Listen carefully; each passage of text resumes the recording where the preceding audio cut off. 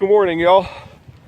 It is Wednesday, January the 4th, and I did some work the past couple nights and doing some work tonight so I could get out and hike today.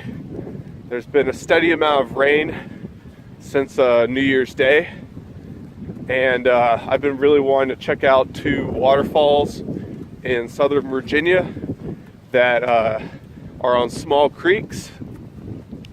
So I figured after this period of rain and snow, this would be a perfect time to do those two short hikes. So I am at the Falls Ridge Preserve, which is about 15 to 20 minutes outside of Blacksburg and Christiansburg. We're in the Roanoke River Valley, where the Blue Ridge Plateau, Blue Ridge Mountains meets the Allegheny Mountains in between Blacksburg and Roanoke. So this set of waterfalls, or one long waterfall, is spring-fed, and it is a Travertine waterfall, one of the few in Virginia. And what that means is there's a really large concentration of minerals that come from the spring that over many years, thousands, they deposit onto the ground, and they catch on the plant life around cascades and waterfalls, and it gradually builds up rock formations, limestone type rock formations. The most notable example of that kind of waterfall is Falling Springs Falls, north of Covington. This is one of the other well-known Travertine falls, so I'm looking forward to seeing what it looks like after all this rain. So I'll be there shortly. Just a couple of minutes later, made it to the falls. I don't know if there's more above, but I'm at the lower overlook. You can kind of see how, as the rock and mud builds up, it creates a more dynamic, larger waterfall over time. Pretty interesting looking. It's very muddy around here, so I don't know how much I can move while holding a camera, but very nice waterfall. This section right here looks to be about 30 feet high or so. So I know the trail makes a loop around, so we'll see if there's more above.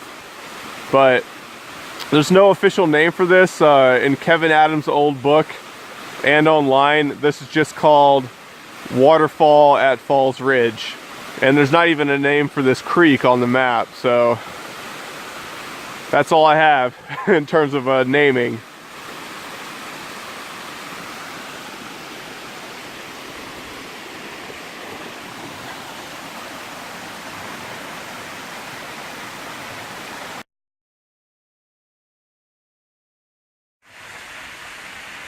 As you climb up the trail, you get a better perspective of the upper drops of the falls.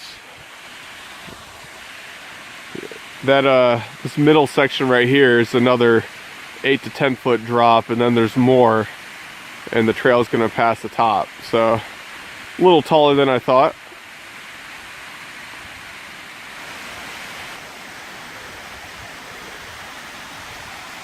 All of this, you can see how recessed this part of the waterfall is compared to this.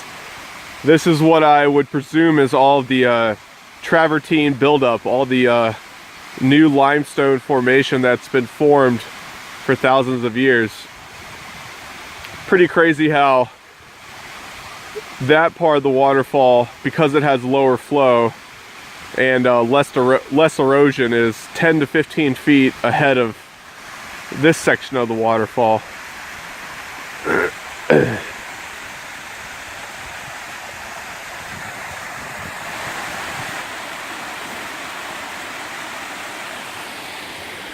This upper section is really cool.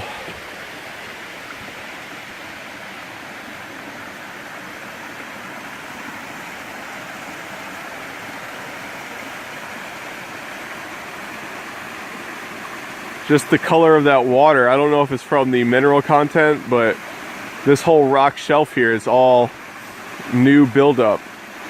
Very interesting.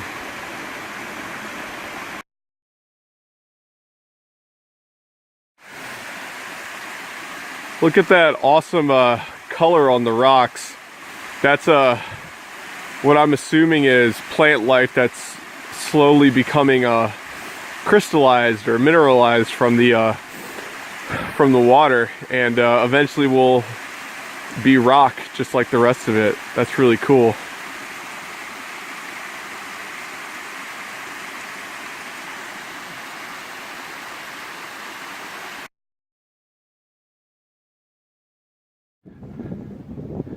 I decided to take the Chamberlain Trail, which is the only other trail in Falls Ridge Preserve, and it said it was a 2.9 mile total trip, and it has been far tougher than I expected.